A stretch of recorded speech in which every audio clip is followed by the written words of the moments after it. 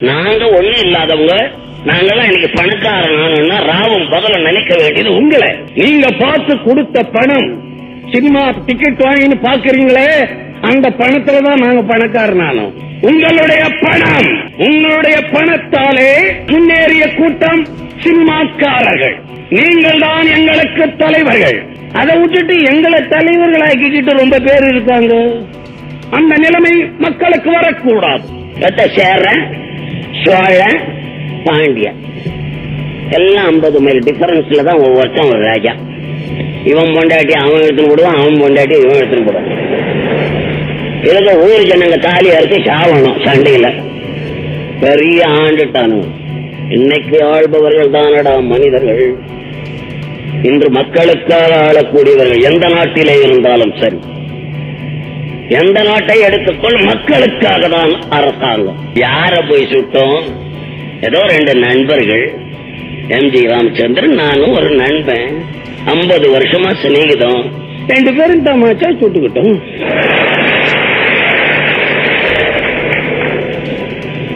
தப்பா சுட்டுக்கல, அதேதான்.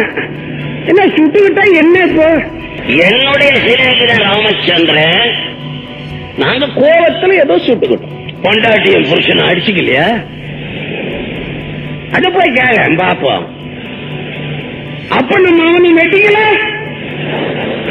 அதே மாதிரி 2 நண்பர்கள் அடிச்சுக்கிட்டோம். அவ்வளவுதான். கையில கம்பு இருந்தா கம்பு எடுத்து அடிச்சுக்குவோம், கத்தி இருந்தா கத்தி எடுத்து அடிச்சுக்குவோம். ரிவால்வர் இருந்துச்சு அந்த நேரத்துல, எடுத்து அடிச்சுக்கிட்டோம். நீங்க பாக்குறீங்க, எல்லாம் செய்யறோம், சந்தோஷப்பட்டுக்கிட்டு போங்க. அதே மாதிரி எங்களை பார்த்தா அபிப்பிராயம் நல்லா சொல்லிட்டு போயிடும். அதனால நாங்க தான் பெருசுன்னு காலம் பூரா எங்களையவா நினைச்சுக்கிட்டு இருக்கிறது. எங்கோ கூத்தாடுறோம், அது இங்க வந்து தரையில காமிக்கிறான். எங்களுக்கு எல்லாம் பணம் வந்த உடனே கலைஞர்னு கொடுத்தாங்க. அது எவன் காசு வாங்கின்னு கொடுத்தானோ அதுவும் எனக்கு தெரியல. கலைஞர்னா ரொம்ப உயர்ந்தவர்களா? அப்படி அல்ல. நாங்கெல்லாம் எப்படி? நாங்க இன்னைக்கு கோடீஸ்வரனுங்க, இன்கம் டாக்ஸ் பாக்கி காரணங்க நாங்க தான். மக்களுடைய பணத்தை கொடுக்காம ஏமாத்துற கூட்டம் இந்த கலைஞர் பசங்க அவ்வளவு பேரும், என் உள்பட. இங்க 6:30 மணிக்கு எழுந்திரிச்சது குழந்தைங்க, அங்க 10:30 மணிக்கு எழுந்திருக்க. தாய் தகப்பன் கண்டிக்கிறது இல்ல. குழந்தைய கேட்பான், எங்க நான் போயிட்டு வந்தேன் இன்னைக்குன்னு. கொஞ்சம் குழந்தைய பிடிச்சின்னு, நான் இன்னைக்கு பள்ளிக்கூடம் போல நைனா, சினிமாவுக்கு போனேன் நைனா. குழந்தை பார்க்கக்கூடிய சினிமாவா தமிழகத்திலே எடுக்கிறார்கள். பெரியவனை பார்த்து கெட்டு போய் கிடக்கிறான். மனுஷன் உள்ள போய் பார்க்க முடியாது, அவ்வளவு ஆபாசமான பாடல்கள். ஒவ்வொரு வார்த்தைக்கும் 3 அர்த்தங்கள், தவறான பாதையிலே உள்ள அர்த்தங்கள். பார்க்கலாமா சினிமாவே? அடிக்கணும் தகப்பன். அந்த நிலை அந்த நாட்டிலே வரவில்லை.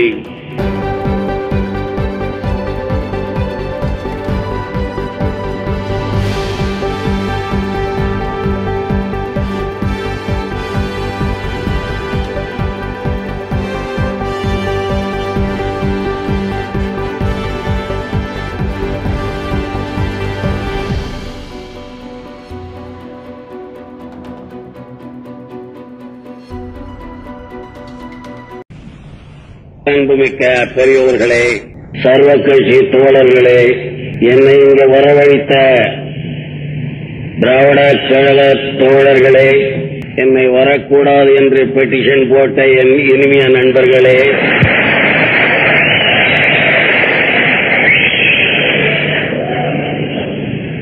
உங்கள் அனைவருக்கும் என் வணக்கம். நான் மலேசியா நாடு வரவேண்டிய காரணம் நமது நண்பர் ராமசாமி அவர்கள் தானே தவிர நான் எப்பொழுதுமே வெளிநாடு செல்வதில்லை.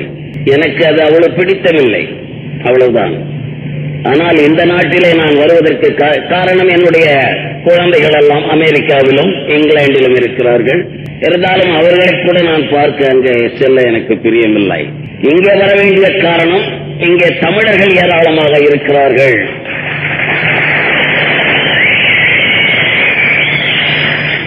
இருக்கிறார்கள் அவர்களை பார்த்து இங்கே எப்படி வாழ்கிறார்கள், ரப்பர் தோட்ட மக்களை பார்க்க வேண்டும், அவர்கள் என்ன நிலைமையில் இருக்கிறார்கள் என்பதையெல்லாம் பார்த்து போக வேண்டும் என்ற காரணத்தில் தான் வந்தேன். அல்லது மற்றவர்கள் மாதிரி நான் சாமான்கள் வாங்கவோ துணிகள் வாங்கவோ இல்ல ஒஸ்தியான இங்க சரக்கு இருக்குன்னு சொல்றாங்களே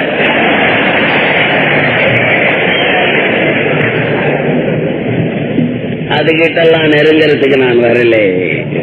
அதனாலே தமிழர்களுக்கு பொதுவாக சொல்லுகிறேன்,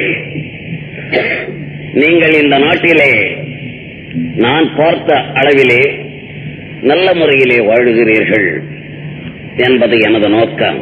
எல்லாரும் நல்ல அழகா இருக்கிறீங்க. நாடு எப்படி பசுமையா இருக்கோ அதே மாதிரி நீங்களும் பசுமையா இருக்கிறீங்க.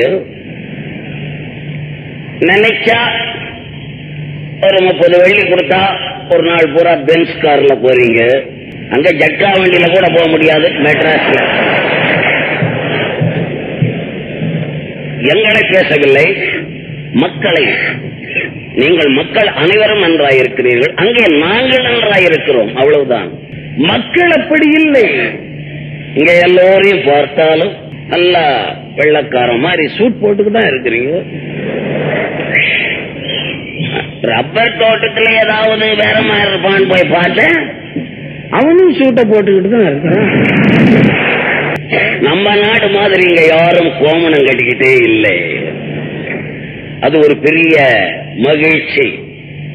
அதனால் நான் சில கேள்விப்படுகிறேன், இங்கே இருந்து அங்கே போய் வாழலாம் என்று பலர் கருதுவதாக தெரிகிறது. வேண்டாம், தயவு செய்து தமிழ்நாட்டு பக்கம் திரும்பவே கூடாது. நீங்கள் இந்த தாயகத்தை விட்டு உங்களுக்கு சொல்லுகிறேன், இந்த மாதிரி ஒரு நாடு உங்களுக்கு கிடைக்காது. இது இஸ்லாமிய மதம் உள்ள நாடு. பேசுவார்கள் மக்கள், கட்சிகளை பேசவில்லையா? ஒவ்வொருத்தர் ஒரு கட்சி பேசலையா? தமாஷா. கட்சியை பற்றி ரொம்ப பேருக்கு என்ன தெரியும்னு எனக்கு தெரியல, அவ்வளவுதானே தவிர எனக்கு எல்லா கட்சி அஸ்திபாரங்களும் தெரியும், எல்லா கட்சி தலைவர்களும் எனக்கு நண்பர்கள். இவர்கள் ஒன்று நினைச்சுக்கணும், எவன் ஆண்டாலும் கடவுளே நாட்டை ஆண்டாலும் நீங்க உழைச்சிதான் சாப்பிடணுமே தவிர சும்மா வாயில கொண்டாந்து ஊட்ட மாட்டான் யாரும்.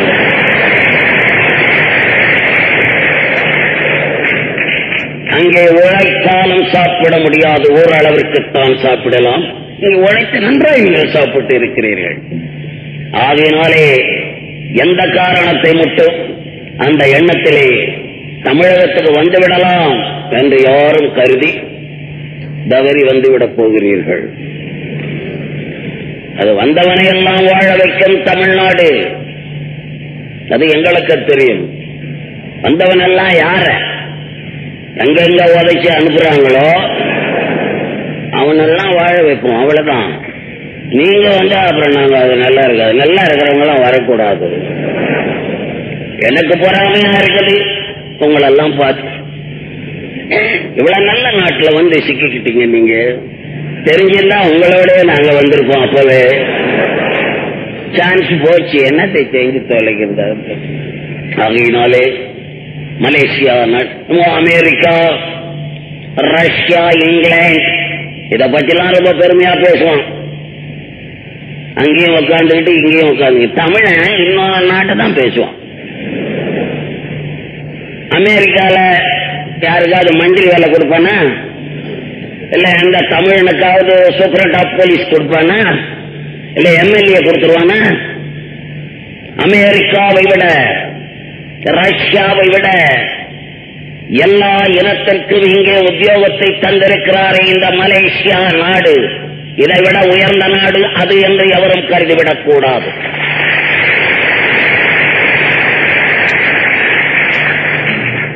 ஏதோ சிறு சிறு பிணக்கங்கள் இருக்கலாம், போக போக உங்களுக்கு சரியாகிவிடும். இஸ்லாம் மதம் மிக உயர்ந்த மதம்.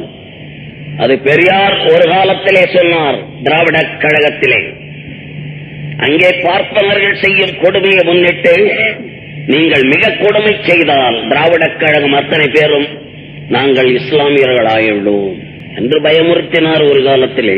ஆகையினால் அந்த மதத்தில் ஒன்று தப்பில்லை. நல்லதோர் கடவுளை வைத்திருக்கிறார்கள் அவர்கள்.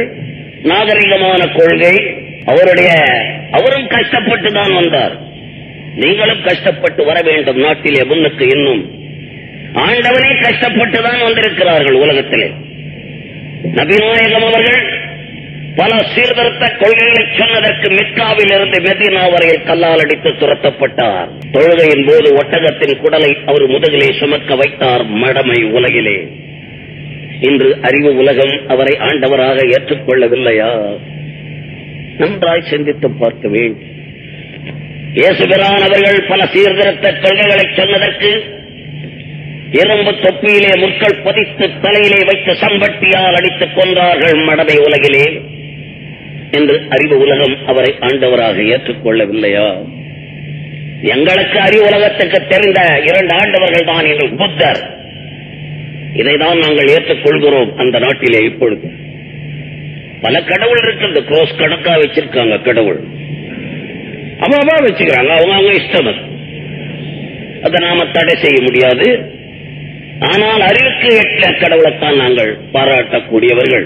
நாம் அறிவு கொடுக்கிறோம், சீர்திருத்த கருத்துக்களை சொல்லுகிறோம். நாங்கள் அந்த நாட்டிலே எங்களுக்கு வேறொரு வேலையும் இல்லை. மக்களை திருத்துகிறோம், அவ்வளவுதான். குழந்தைகளை படிக்க வைக்க வேண்டும் என்று சொல்லுகிறோம், கேட்க மாட்டேன் என்கிறார்கள். இங்கே பார்க்கிறேன் 6:30 மணிக்கு குழந்தைகள் ஸ்கூலுக்கு போகுது. இந்த காட்சி எந்த நாட்டிலே பார்க்க முடியும்? இப்படி தமிழன் படித்த காலத்தை சேரன் சோழன் பாண்டியன் காலத்திலே கூட படித்ததில்லை. தமிழர்கள் குழந்தைகள் படிக்கிறார்கள். தாயும் படித்தவர்கள், தந்தையும் படித்தவர்கள். பள்ளியிலே இருந்து வந்ததும் என்ன படித்திருக்கிறாய், என்ன மார்க்குன்னு கேட்கிறான். அதனால எல்லாம் படித்தவர்களாக இருக்கிறீர்கள் தமிழர்கள். அந்த நாட்டிலே படிப்பில்லை. மக்கள் படிப்பு கொடுத்திருக்கிறார்கள், படிக்க போக மாட்டார். இங்க 6:30 மணிக்கு எழுந்திருச்சது குழந்தைங்க, அங்க 10:30 மணிக்கு எழுந்திருக்க. ஆடு மாடுகள் அவுத்து விட்ட மாதிரி விடுவானுங்க. நேரம் அங்க கஞ்சி ஊத்துற இடத்துல போய் சுத்தி உட்காந்து டான்ஸ் பண்ணும். அவ்வளவுதான். ஒன்னு கையை விட்டு சாப்பிடும், ஒன்னு காலை விட்டு சாப்பிடும். சாப்பிட்டுட்டு நேரம் எங்கேயா போயிடும், சினிமாவுக்கு போயிடும். சின்ன வயசுல சினிமா இதான் ஒரு படம் போச்சு அந்த நாடு. தாய் தகப்பன் கண்டிக்கிறது இல்ல. குழந்தைய கேட்பான், எங்க நான் போயிட்டு வந்தேன் இன்னைக்குன்னு. கொஞ்சம் குழந்தைய பிடிச்சின்னு இந்த கோத்தி பில்லா மாதிரி ஒரு குழந்தைய பிடிச்சுக்கிட்டு கொஞ்சம் எங்க நான் போனேன், நான் இன்னைக்கு பள்ளிக்கூடம் போல நைனா, சினிமாவுக்கு போனேன் நைனா. குழந்தை பார்க்கக்கூடிய சினிமாவா தமிழகத்திலே எடுக்கிறார்கள். பெரியவனை பார்த்து கெட்டு போய் கிடக்கிறான். மனுஷன் உள்ள போய் பார்க்க முடியாது, அவ்வளவு ஆபாசமான பாடல்கள். ஒவ்வொரு வார்த்தைக்கும் 3 அர்த்தங்கள், தவறான பாதையிலே உள்ள அர்த்தங்கள். பார்க்கலாமா சினிமாவே, அடிக்கணும் தகப்பன். அந்த நிலை அந்த நாட்டிலே வரவில்லை. நல்லா இருக்காடான்னு கேட்பான். என்ன படட்டா பார்த்தேன் நான் வாங்கினேன். ஜெமினி கணேசன் சாவித்திரி, இவன் சிவாஜி கணேசன் சாவித்திரியை போட்டு டப்பாங்க குத்துறாங்க, அதை பார்த்தேன் நான். அவங்க ஆக்ட் செஞ்சதெல்லாம் அறிவு கேட்டது. டப்பாங்குத்துனதுல அவ்வளவு டேஸ்ட் அங்க அறையணும். டப்பாங்குத்துல பார்க்கலாமா பார்க்கலாமா, அவங்கிட்டே அப்பன் கேட்பான், நல்லா இருக்காடா நான். அவன் நல்லா இருக்கணும். அப்ப நீ வீட்டுல தூங்கு, நானும் ஓத்தாலும் 2வது ஷோவுக்கு போறோம், இவன் போவான். எப்படி குழந்தைகள் படிப்பதில்லை அந்த நாட்டிலே. இதையெல்லாம் நாங்கள் சீர்திருத்தம் செய்கிறோமே தவிர பலருக்கு பல சந்தேகங்கள். இங்கே நான் வரக்கூடாது என்று சொன்னதற்கு காரணம் ஒரு பெட்டிஷன், ஒரு பார்லிமெண்ட் மலையா நண்பர் 3 மணிக்கு ஒரு கூட்டம் நடந்துச்சு. பார்லிமெண்டரி நம்பர், அவர் மலேசியா, அவர் தலைமையில தான் பேசினேன். அவர் சொன்னார், பெட்டிஷன்ல இவர் ரொம்ப கெட்டவர்னு வந்திருக்கு. நான் கூட நினைச்சேன் எப்படி தலைமை வைக்கிறதுன்னு. கெட்டவரா இருந்தா இவ்வளவு கூட்டம் வருமா அப்படின்னு பேசுறாரு. நம்ம ஜனங்க தான், நம்ம தமிழ் மெட்ராஸ்ல இருந்து புறப்பட்டு வந்தோமே அந்த தமிழர்கள் கொஞ்சம் தமிழன்னவ ரெண்டு அப்படிதான் இருப்பாங்க. எல்லாம் நம்ம அட்ஜஸ்ட் பண்ணிக்கிட்டு தான் போகணும். என்ன எழுதிருக்காங்க, அங்க சுட்டுட்டு ஜெயில இருந்துட்டு இங்க வந்திருக்காரு. எவ்வளவு சொல்லுவா என் கதைய தெரிஞ்சுக்கிட்டேன்டா இந்த நாட்டுல. யார போய் சுட்டோம்? ஏதோ ரெண்டு நண்பர்கள், எம்ஜி ராமச்சந்திரன் நானும் ஒரு நண்பன், 50 வருஷமா சிநேகிதம், 2 பேரும் தமாச்சா சுட்டுக்கிட்டோம்.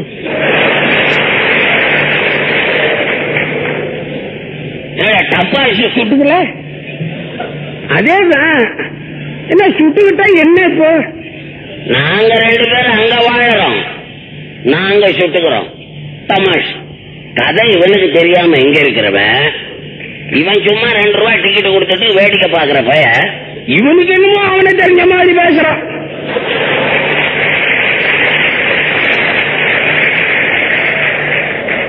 என்னுடைய சிநேகிதன் ராமச்சந்திரன், நாங்க கோபத்துல ஏதோ சுட்டுக்கிட்டோம், அவ்வளவுதான். ஏன் சுட்டுக்க கூடாதா? பொண்டாட்டியும் புருஷன் அடிச்சுக்கலையா? அத போய் கேள பாப்போம். அப்ப நம்ம அவனி வெட்டிக்கல. அதே மாதிரி 2 நண்பர்கள் அடிச்சுக்கிட்டோம், அவ்வளவுதான். கையில கம்பு இருந்தா கம்பு எடுத்து அடிச்சுக்குவோம், கத்தி இருந்தா கத்தி எடுத்து அடிச்சுக்குவோம். ரிவால்வர் இருந்துச்சு அந்த நேரத்தில், எடுத்து அடிச்சு விட்டான். அடிச்சு விட்டு தப்பு நிறுத்திட்டோம். நாங்க என்ன ஒருத்தரை கொண்டு சுட்டுக்கிட்டோம். கன்ல ரிவால்வர்ல 8 தோட்டா இருக்கு. அப்படி புராதமா இருந்தா 8 தோட்டாவும் பயன்படுத்தி இருப்போம். ஒரு தோட்டா தான் ஆச்சு. இல்ல வெடிக்கலையான்னு பார்த்தோம், அது வெடிச்சிருச்சு. அதுக்கு நம்ம என்ன? இதையெல்லாம் ரொம்ப பேர் புரியாம தவறாய் பேசுகிறார்கள். எங்களுக்கு நாங்க இப்ப பெரியார் இருந்த உடனே நாங்க 2 பேரும் தான் கிட்ட இருந்து பேசிக்கிட்டு இருந்தோம். தவிர எம்ஜி ராமச்சந்திரன் என்னிடத்துல நல்ல மரியாதை உண்டு. நான் அந்த இடத்துல எழுதியிருக்கார், நான் ஏன் பிறந்தேன் என்றதுல நடிகவேல் ராதா அண்ணன் அவர்கள் தான் இந்த கலை உலகுக்கு எனக்கு வழிகாட்டி. படிச்சு பார்க்கணும். இதெல்லாம் இவங்க படிக்கிறதில்ல. அதை படிச்சுட்டு இன்னொருத்தன் வேற மாதிரி எழுதுவான். அதை படிச்சுட்டு எதையாவது சொல்றது, நேரா பார்த்தாதான் சொல்லணும். சிவாஜி கணேசன் கம்பெனில இருந்தவன் ஆக்டரா, எல்லாருமே கம்பெனில இருந்தவங்க ஓரளவுக்கு அந்த நாட்டில். அவ்வளவுதானே தவிர ஆக்டர்களை பற்றி உங்களுக்கு பிரச்சனை இருக்கக்கூடாது. நீங்க பாக்குறீங்க, ஆக்டர் எல்லாம் செய்யறோம், சந்தோஷப்பட்டுக்கிட்டு போங்க. கோவிலுக்குள்ள போறீங்க, சாமியை கும்பிடுங்க, மரியாதையா வெளியே வாங்க. சாமி கிட்டே உட்காந்துக்கிட்டு குடும்பம் நடத்தாதீங்க, நல்லா இருக்காது. அதே மாதிரி எங்களை பார்த்தா அபிப்பிராயம் நல்லா சொல்லிட்டு போயிடும். அதனால நாங்க தான் பெருசுன்னு காலம் பூரா எங்களையவா நினைச்சுக்கிட்டு இருக்கிறது. ஒரு அறிவாளிய பத்தி நினைக்க கூடாதா? நீங்க இந்த நாட்டில் எத்தனை பேர் அதிகாரிகள், இந்த அதிகாரி நல்லவர், அந்த அதிகாரி நல்லவர், இவர்களை பற்றி புகழுங்கள். எங்கோ கூத்தாடுறோம், அது இங்க வந்து தரையில காமிக்கிறான். நாங்களெல்லாம் கலைஞர்னு பேசுறாங்க எல்லாரும். அது இப்போ வந்தது பேர். சமீபத்தில் எங்களுக்கு எல்லாம் பணம் வந்த உடனே கலைஞர்னு கொடுத்தாங்க. அது எவன் காசு வாங்கின்னு கொடுத்தானோ அதுவும் எனக்கு தெரியல. கலைஞர்னா ரொம்ப உயர்ந்தவர்களா? அப்படி அல்ல.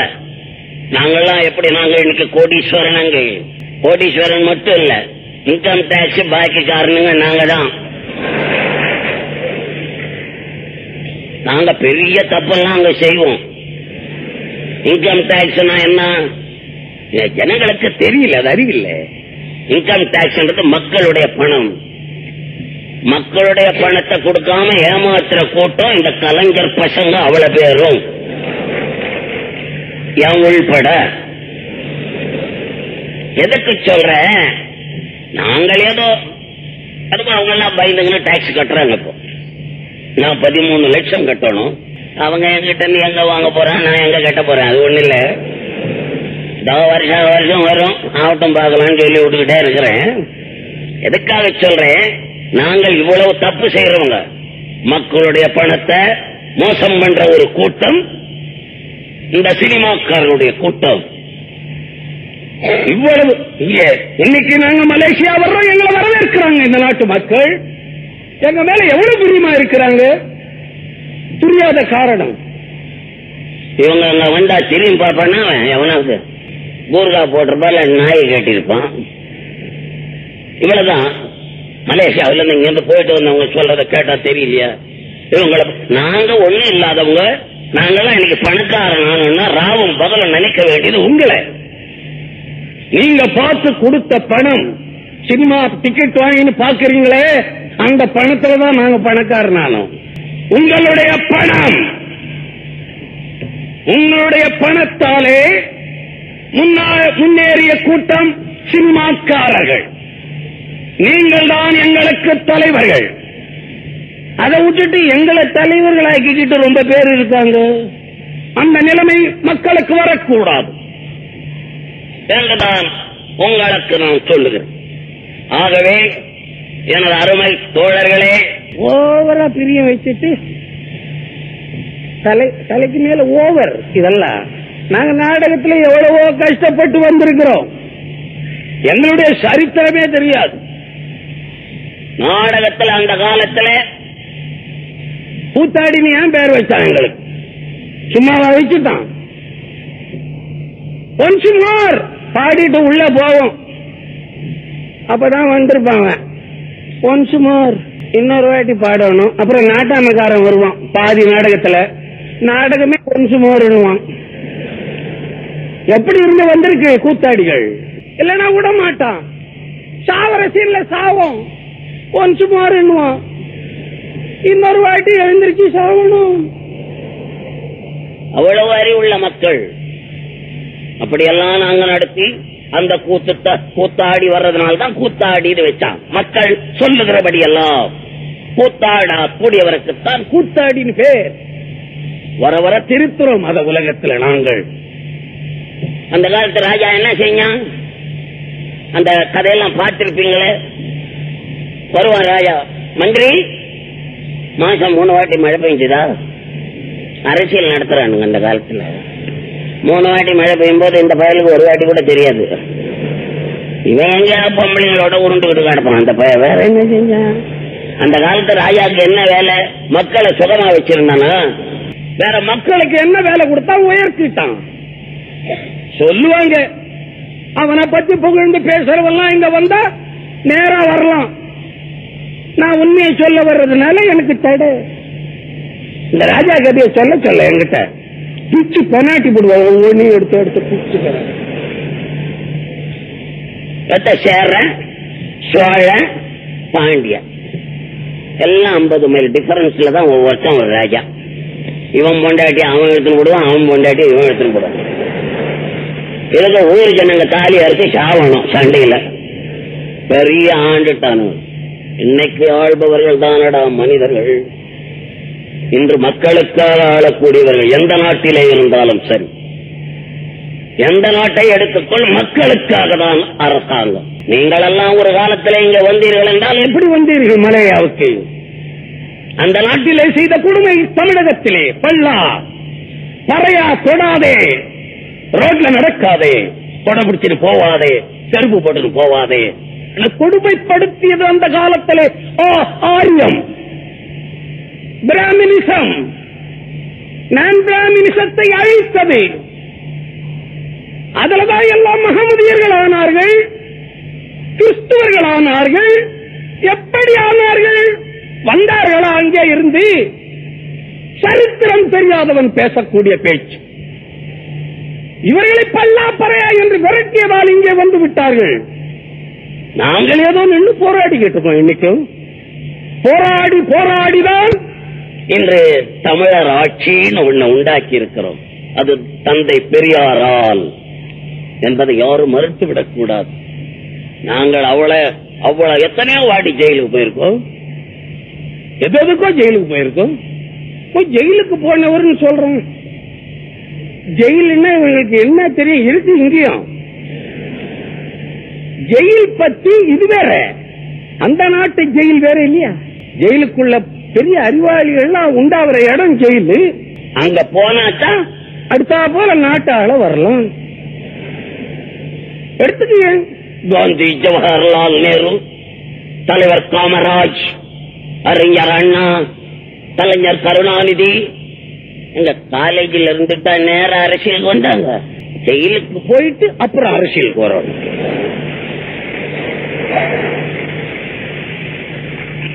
அரசியல் நடத்துறதாண்டா முதல்ல ஜெயில் என்ற காலேஜில் போய் படிக்கணும்.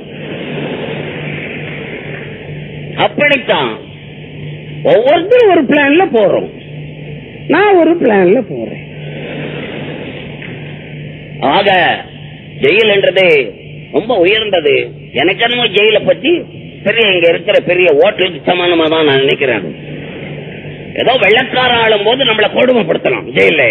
அப்ப ரிகரஸ் இம்ப்ரெசன்மெண்ட், கடுமையான தண்டனை என்று கொடுத்தான். எனக்குன்னா அதே பாடம். Rigorous imprisonment 7 years. எனக்கு கொடுத்தது 7 வருஷம். என்ன 3 வருஷத்துல விட்டுட்டாங்க, அவ்வளவுதான். ஏன் விட்டான்? நாங்க வேலை செஞ்சிருக்கோம். எங்களை விட ஒண்ணு கெஞ்சிருமா? அப்படி அல்ல. எங்களை உள்ளே வச்சுக்கிட்டு தான் அரசாங்கத்தை கோப்பாங்க. அங்க அந்த நாடு வேற. ஜெயிலுக்கு போயிட்டான்னு சொல்லக்கூடாது. ஜெயிலுக்கு இயேசுபிரான ஜெயில வைக்கலையா? அவர் என்ன கிரிமினல் குற்றவாளியா? அப்ப யார் ஜட்ஜ்மெண்ட்? பிலாத்து தான் ஜட்ஜ்மெண்ட் கொடுக்கிறார் இயேசுபிரானுக்கு. சிலுவையில தூக்கு போடு. ஜட்ஜ்மெண்ட்னா பெரிய நீதியா? அரசாங்கம் சொன்னா தூக்கில ஏத்துறோம், அவ்வளவுதானே. சட்டப்படியா ஏத்திடுவாங்க. சட்டப்படி நாங்க 2 பேரும் அடிச்சுக்கிட்டதுக்கு சாவே இல்ல. 2 பேரும் உயிரோட இருக்கிறோம். எங்களுக்கு சட்டப்படி தண்டனை கொடுக்கறாண்டா எனக்கு 1 வாரம் கொடுக்கலாம். நியூசன்ஸ் கேஸ் அடிச்சுக்கிட்டது நியூசன்ஸ் கேஸ். இதுக்கு எங்களுக்கு 7 வருஷம் கொடுக்கணும். அது பாலிடிக்ஸ். அதனால ஜெயிலுக்கு போயிட்டவங்க எல்லாம் பெட்டிஷன்ல அதை சொல்லி மலாயா நாட்டில் கொடுத்தா மலாயா பிரதமர்கள் என்ன செய்வார்கள்? மலாயா போலீஸ் என்ன செய்யும்? யார் சொன்னாலும் கேட்கிறவங்க. அரசியல் தான் அருமையான அரசியல். ஏன்னா அவனும் ஓட்டு போடுறான், என்ன கூப்பிடுறவனும் ஓட்டு போடுறான். அவன் சொன்ன கேட்கறான். அதான் அரசாங்கம். கூப்பிட்டு எங்களை விசாரிச்சா இவங்களை திராவிட கழக ராமசாமி செக்யூரிட்டி நாங்க பல பெரிய மனுஷர்கள் கட்டுறாங்க. எத்தனை லட்சம் வெள்ளி ஒன்னாலும் கட்டுறேன்னு அப்புறம் விட்டாங்க. பெட்டிஷன் போட்டவங்க பாவம் எங்க இருக்கிறானோ என்னமா இருக்கானோ. அதனால இது இந்த வியாதி மக்களுக்கு இருக்கும். அதனால எதையும் தெரிஞ்சு சொல்லணும், தெரிஞ்சு பேசணும். ரோட்ல ஒரு கார் போச்சுன்னா ஒரு நாய் கொலைக்குது. அந்த நாய்க்கு காரை பார்த்தா கொலைச்சது அதுக்கு தெரியும். அது கரெக்ட். அடுத்த தெருவில் ஒரு நாய் கொலைச்சு. ஏன் கொலைச்சான்னு அதை போயிட்டாங்க. எனக்கு ஒண்ணும் தெரியாது. அந்த தெருவில் ஒரு நாய் கொலைச்சது, அதை பார்த்துட்டு நான் கொலைச்சேன். அந்த மாதிரி நிலையிலே நாம் வரக்கூடாது. தமிழர்கள் உயர்ந்தவர்கள் என்ற பெயரை நாட்டிலே எடுக்க வேண்டும் என்பது எனது அவா. நீங்கள் எடுப்பீர்கள் என்பது எங்களுக்கு தெரியும். நாங்கள் எவ்வளவு கஷ்டப்பட்டவர்கள், கஷ்டப்பட்டு மேலே வந்தோம். சும்மா வரல. வேற நான் கடவுள் இல்லைன்னு சொல்லல. கடவுள் என்று ஒருவன் இருப்பானே, ஆனால் அவன் என்னை மன்னிப்பானாக. அந்த வசனம் பேச கடவுள். கடவுளை பத்தி பேசாதடா. ஜனங்க என்னமோ இவனுங்க கடவுள் செக்ரட்டரி மாதிரியும், நான் என்னமோ கடவுள் விரோதி மாதிரியும். மக்கள் அப்படி இருந்தாங்க. நான் கேட்பேன், நான் கடவுள் இல்லைன்னு சொல்லிட்டா அந்த கடவுள் இல்லாம போயிடுவாரா? அப்ப எனக்கு அவ்வளவு பவர் இருக்குன்னு நினைக்கிறியா? இதையெல்லாம் நான் கேட்பேன் லேசா. கடவுள் என்பது பெரிய உயர்ந்த, எப்ப கும்பிடணும் கடவுளை, சதா கடவுளை கும்பிடவே கூடாது. ஒரு நேரம் மகமதியர்கள் எப்படி கும்பிடுகிறார்கள்? ஒரு நேரம் வந்த உடனே தொழுதுறாங்க. அதான் கடவுள். என்னுடைய பாயிண்ட். ஏத்துக்கிட்டா ஏத்துக்கல, விட்டா விடுங்க. நாங்க சொன்னதை சொல்றேன், இங்க சொல்லல. இங்க நீங்க எத்தனை வாட்டி ஒன்னாலும் கும்பிடு, அங்க சொன்னதை சொல்றேன். கிறிஸ்துவர்கள் எப்படி கடவுளை கும்பிடுகிறார்கள்? அதே போல் கூப்பிடு. சும்மா கடவுளை கூப்பிடக்கூடாது. எனக்கு அது பிடிக்காது. இவன் 7 அடி உயரம் இருப்பான், 6 அடி வாசக்கால் வச்சு வீடு கட்டுவான், உள்ள போகும்போதே இடிச்சுக்குவான். கடவுளே,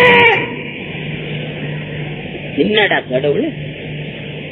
ஏண்டா முட்டாள, கூட 1 அடி தூக்கி வச்சு கட்டினா சரியா போச்சு, சும்மா போய் கடவுளே கடவுளே நோன்றியே. ஏன்னா கடவுளை டிஸ்டர்ப் பண்ண கூடாது, நம்ம ரொம்ப ஸ்ட்ராங். ஒரு நேரம் தான் கடவுளை மனிதன் நினைக்கலாம். அந்த வழிபாடு எடுத்துக் கொண்டால் நாம் உயர்ந்த அறிவாளிகளாகி விடுவோம் என்பதை எடுத்து காட்டுவேன், அவ்வளவுதான். கடவுளை பத்தி எங்க எந்த இடத்துல சொல்றது? கடவுளே காலம்பர பாத்ரூமுக்கு போவான், உட்காரும் போதே கடவுளே, ஐயோ ஆண்டவனே, கடவுளை போய் அங்க விடுறான் பாருங்க. அவை இவருடைய இந்த மாதிரி எல்லாம் கடவுளை பற்றி பேசக்கூடாது என்று அங்கே சொல்லுவேன். கடவுள் உண்டு, அவரை தொழு, கண்ட இடத்திலே கடவுளை பற்றி பேசாது. ஒண்ணுமில்ல, வெள்ளக்காரன் அது பேப்பர் தான் போட்டுருவான். அந்த பேப்பர் காலில் பட்டா போதும், ஒரு சாதாரண பேப்பர், அதை எடுத்து சரஸ்வதி சரஸ்வதி கண்ணில் ஒத்திக்குவான். இவன் கண்ணில் ஒத்திக்கிறான், அங்க பாத்ரூம்ல சுருட்டி வச்சிருக்கான், கிழிச்சு கிழிச்சு அவன் பாட்டுக்கு எது வச்சு. இந்த மாதிரி வகைகளே கடவுளை நாம் காப்பாற்றிக் கொள்வதற்கும் நாமும் மற்றவர்களைப் போல் அறிவுள்ள கடவுளை வணங்குகிறோம் என்பதும் உலகத்திற்கே காட்ட வேண்டும் என்பது எனது அவா. நான் மற்றவர்களுக்கு சொல்லவில்லை, மற்றவர்கள் எப்படி வேண்டும் என்றாலும் வணங்கிக் கொள்ளுங்கள். என் தமிழகத்திலே நான் சொல்லக்கூடிய வார்த்தைகள் லேசாக சொல்லி பார்த்தேன், அவ்வளவுதான். எனக்கு கடவுள் மனிதனுடைய அறிவுக்கு எட்டாதது, கடவுள் பரிசத்துக்கு படாதது, எங்கும் இல்லாதது, கரண்ட் மாதிரி கடவுள். அதெல்லாம் கெடுத்துட்டோம் தமிழகத்திலே. அன்பே சிவம் என்றோம் கடவுளே. பெரியோர்கள் நீங்கள் நினைக்க வேண்டும், அன்பே சிவம்னு வச்சிருக்கிறோம். அவர் கையில ஆயுதம் சூலம். அன்புக்கு ஆயுதம் எதுக்கு? கொலகார புயல்கள்லாம் கையில இருக்கணும். சூலத்தை உருவிட்டா போதும், வேற ஒண்ணு இல்லை. இதைத்தான் நான் சொல்வேன். கடவுள் இல்லைன்னு சொல்றவங்க அல்ல, எல்லா உயிரிலும் வீற்றிருக்கிறான் கடவுள், எல்லா உயிர்களிலும் வீற்றிருக்கக்கூடிய கடவுள் என்று சொல்லுகிறார்கள். அப்பொழுது என்னுடைய உயிரிலும் தான் கடவுள் இருக்க வேண்டும். இங்கே கூட பலர் என்னை கேட்டார்கள், பெரிய ஆபீசர்கள், அங்க என்ன தமிழர்களுக்கும் மலையாளத்தார்களுக்கும் என்ன சண்டையான்னு கேட்டாங்க. அப்படியே வெந்து போச்ச மனம், யாரோ திருச்சி விட்டுட்டாங்க. என்னையா உலகம் தோன்றதிலிருந்து மலையாளிகளும் நாமும் அண்ணன் தம்பி மாதிரி வாழறோம், நாம சண்டை போட்டுக்கிட்டோம் எவனோ சொல்லிட்டான். அந்த நினைப்பு யாருக்கு இருக்கக்கூடாது. ஏதோ ராமச்சந்திரனுக்கும் அரசியல் இருப்பவர்களுக்கு ஏதோ தகராறு, அதை வைத்துக் கொண்டு இந்த விவாதத்தை இங்கே கலப்பக்கூடாது. நம் தமிழகத்தை கேட்டுக்கொள்வதை போல் இங்கும் கேட்டுக் கொள்ளுகிறேன். ஆகையினால் என் அருமை மலேசியா தமிழர்களே, இங்கே வந்து மிக பெருமையாக இக்கூட்டத்தை நடாத்தி கொடுத்ததற்கு உங்கள் அனைவருக்கு என் மனமார்ந்த வணக்கத்தை தெரிவித்துக் கொண்டு எத்துடன் வார்த்தையை முடித்துக் கொள்கிறேன். வணக்கம்.